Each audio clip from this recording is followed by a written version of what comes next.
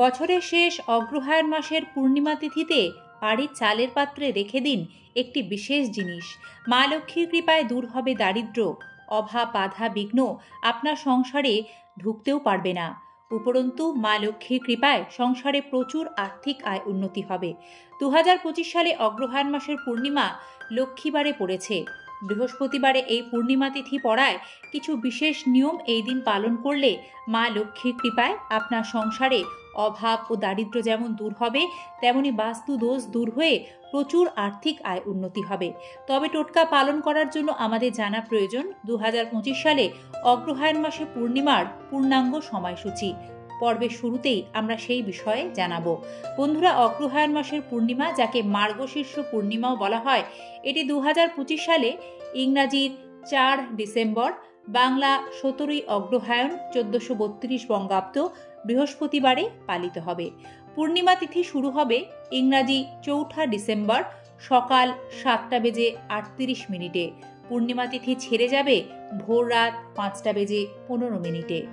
এই দিন শ্রী সত্যনারায়ণ ও লক্ষ্মী পূজার জন্য শুভ সময় থাকবে ইংরাজি 4 ডিসেম্বর বৃহস্পতিবার, বাংলা 17ই অগ্রহায়ণ বিকেল 4:48 থেকে সন্ধ্যা 6:24 মধ্যে। অগ্রহায়ণ পূর্ণিমায় গঙ্গা স্নান ও দানের শুভ সময় থাকবে ইংরাজি 4 ডিসেম্বর বৃহস্পতিবার সকাল 7:38 থেকে ঠিক যতক্ষণ পূর্ণিমা তিথি থাকবে ততক্ষণ সময় পর্যন্ত। বন্ধুরা, এবার আপনাদের জানাবো গৃহস্থের কল্যাণে অগ্রহায়ণ পূর্ণিমায় বিশেষ কোন নিয়মগুলি পালন করবেন এবং চালের পাত্রে কোন জিনিসটি রাখবেন। বৃহস্পতিবারে এই পূর্ণিমা তিথি যেহেতু পড়েছে, এটি অত্যন্ত বেশি গুরুত্বপূর্ণ হয়ে উঠেছে। ঘটনাচক্রে অগ্রহায়ণ মাসের পূর্ণিমা বছরের শেষ পূর্ণিমা তিথি। এই পূর্ণিমা তিথি অত্যন্ত শুভ ও পুণ্য। এই তিথিতে কিছু পালনীয় নিয়ম আছে, সেগুলি করলে মা লক্ষ্মীর আশীর্বাদে সংসারে অর্থ ও অন্নের অভাব হয় না। বছরভর সে সংসারে মা লক্ষ্মীর কৃপায় অর্থ, সুখ, সম্পদ পরিপূর্ণ থাকে। অগ্রহায়ণ পূর্ণিমার সন্ধ্যায় ভগবান শ্রী বিষ্ণু ও দেবী লক্ষ্মীর পুজো করুন। পুজোয় নিবেদন করুন নতুন চাল ও গুড়ের পায়েস। এটি গৃহস্থের জন্য অত্যন্ত শুভ ফল প্রদান করবে। অগ্রহায়ণ পূর্ণিমার সন্ধ্যায় বাড়িতে তুলসীতলায় প্রদীপ দেওয়ার সময় একটি ঘিয়ের প্রদীপ প্রজ্বলন করুন। এতে বাস্তু দোষ খণ্ডন হবে এবং বছরভর মা লক্ষ্মী ও শ্রী নারায়ণের কৃপা আপনার সংসারে বজায় থাকবে। বন্ধুরা, পুণ্য স্নান, দান ধ্যানের জন্য এই তিথি আদর্শ। লক্ষ্মী ও নারায়ণের পূজা করা যেমন অত্যন্ত পুণ্যের, তেমনি জ্যোতিষ ও বাস্তুবিদদের মতে বছরভর দেবী লক্ষ্মীর আশীর্বাদ পাওয়ার জন্য অগ্রহায়ণ তথা মার্গশীর্ষ পূর্ণিমার দিন মা লক্ষ্মীকে হলুদ ফুল, লাল পদ্ম, একটি গোলাপ ফুল এবং বৃন্তসহ পান নিবেদন করুন। অক্ষত অর্থাৎ অখণ্ড আতপ চাল নিবেদন করুন। পানের উপর রাখুন একটি গোটা সুপুরি। পান সুপুরির উপর দিন সিঁদুরের ফোঁটা। একটি 1 টাকার মুদ্রায় সিঁদুরের তিলক দিয়ে রাখুন ওই পান সুপারির ওপরে। তার ওপর পানের ওপর দিতে হবে কিছুটা অক্ষত অর্থাৎ আতপ চাল। সকালে এই দিন মা লক্ষ্মীর বৃহস্পতিবারের পুজোর পর সন্ধ্যায় হাতে দূর্বা নিয়ে পাঁচালি পাঠ করবেন। এবার দেবী লক্ষ্মীকে নিবেদন করবেন পান সুপারি, 1 টাকার মুদ্রা, সাথে একটি শুকনো হলুদের টুকরো। দর্শক বন্ধু, এবার মা লক্ষ্মীকে যে জিনিসগুলি নিবেদন করেছেন কিছুক্ষণ ওইভাবেই ওইগুলি মা লক্ষ্মীর সামনে রাখবেন এবং সংসারের মঙ্গলের জন্য মায়ের কাছে করজোড়ে প্রার্থনা করতে হবে। বাস্তুবিদদের মতে খানিকক্ষণ ওই জিনিসগুলি ওইভাবে রেখে দেওয়ার পর কিছুক্ষণ বাদে ঠাকুর ঘরে এসে পানের ওপর থেকে সমস্ত মঙ্গল সামগ্রীগুলি একটি নতুন শালু কাপড়ে ঢেলে সেই শালু কাপড়টিকে খুব ভালোভাবে গিঁট বেঁধে আপনার বাড়ির চালের পাত্রে অতি গোপনে রেখে দেবেন। সারা বাড়িতে ধূপ দ্বীপ দেখাবেন। বাস্তুবিদদের মতে এই ক্রিয়ায় সংসারে অর্থ ও অন্নের অভাব কখনো হয় না। আগে এই নিয়ম করা হতো বাড়িতে যখন ধানের গোলা থাকতো। এখন তো ধানের গোলা নেই, তাই যেখানে সংসারের চাল সঞ্চয় করে রাখা হয়, বলা হয় সেখানে মা লক্ষ্মী স্বয়ং বাস করেন। তাই এটি পুণ্য স্থান।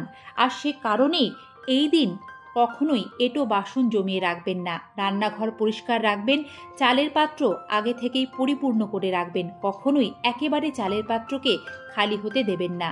সম্ভব হলে পূর্ণিমা তিথিতে নিরামিষ সাত্ত্বিক আহার গ্রহণ করুন। আবার এই তিথিতে সন্ধ্যাবেলা চন্দ্রদেবকে অর্ঘ্য নিবেদন করলে কোষ্ঠীতে উপস্থিত চন্দ্রের দোষ দূর হবে। এছাড়াও এই তিথিতে সাদা জিনিসের দানকে অত্যন্ত শুভ মনে করা হয়। এই পূর্ণিমা ৩২ পূর্ণিমা নামেও পরিচিত। এই তিথিতে কিছু দান ৩২ গুণ ফল দেয়। সে কারণে যাই করবেন সেটি ফিরে আসবে বহু গুণ হয়ে। এটি কিন্তু মোক্ষদায়িনী পূর্ণিমা হিসেবেও পরিচিত। এই পূর্ণিমায় তুলসী গাছের পুজো করুন। তুলসী গাছে জলের পাশাপাশি কাঁচা দুধ নিবেদন করুন। একটি লাল রঙের মৌলি সুতো বেঁধে দিন। ধর্মীয় ধারণা অনুযায়ী এই তিথিতে এই নিয়মে যদি তুলসীর পুজো করেন তার আশীর্বাদ লাভ করা যায়। তবে খেয়াল রাখবেন দর্শক বন্ধুরা, পূর্ণিমা তিথিতে কিন্তু তুলসী পাতা তুলতে বা ছিঁড়তে নেই। তাই পূর্ণিমার পুজোর জন্য যে তুলসী পাতার প্রয়োজন হবে তা পূর্ণিমা তিথি লাগার আগেই নির্দিষ্ট নিয়মে তুলে রাখবেন।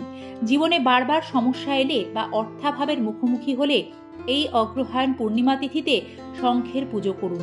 শঙ্খে জল ভরে শ্রী বিষ্ণু মূর্তির অভিষেক করবেন। এর ফলে বাড়ির বাস্তু ভালো থাকবে, পরিবারের সুখ শান্তি আনন্দের আগমন ঘটবে এবং সম্ভব হলে এই শঙ্খের জল সারা ঘরে ছিটিয়ে দেবেন। পূর্ণিমা তিথিতে সত্যনারায়ণের পুজো করা উচিত। এই দিন ১০৮ বার ওম নমো নারায়ণায় মন্ত্র জপ করবেন। ওম মহালক্ষ্মী নম মন্ত্র জপ করবেন। ধূপ দীপ ফুল নৈবেদ্য অর্পণ করবেন। এতে গৃহের মঙ্গল হয়। বন্ধুরা, সংসারের মঙ্গলে এই পূর্ণিমায় আরও কয়েকটি নিয়ম পালন করবেন। যেমন পূর্ণিমা তিথিতে ভুল করেও কোনো রকম পোড়া খাবার খেতে নেই। এতে মা লক্ষ্মী অত্যন্ত রুষ্ট হন, যার ফলে দুঃখ দারিদ্র দুর্ভাগ্যের শিকার হতে হয়। পূর্ণিমা তিথিতে ভুল করেও নখ চুল দাড়ি কাটবেন না, এতে গ্রহদোষ আসে। এই দিন টাকা ধার দেওয়া বা ঋণ নেওয়ার মতো কাজ করবেন না, এতেও বিভিন্ন আর্থিক সমস্যায় পড়তে হয়। এই পূর্ণিমার শুভ দিনে আপনার বাড়িতে কেউ সাহায্য চাইতে এলে তাকে অভুক্ত ফিরিয়ে না দিয়ে একটু মিষ্টি জল খেতে দেবেন। এতে পুণ্য ফল অর্জন করবেন। আজকের পর্বটি সম্পূর্ণ দেখার জন্য সকলকে জানাই আন্তরিক ধন্যবাদ, বিনম্র শ্রদ্ধা। মা লক্ষ্মী ও ভগবান নারায়ণের আশীর্বাদে আপনাদের জীবন হয়ে উঠুক সুখ শান্তি সমৃদ্ধিতে পরিপূর্ণ। ভালো থাকবেন, সাথে থাকবেন এই ধরনের নিত্য নতুন সনাতনী বার্তা দেখতে। জয় মা লক্ষ্মী, জয় শ্রীনারায়ণ।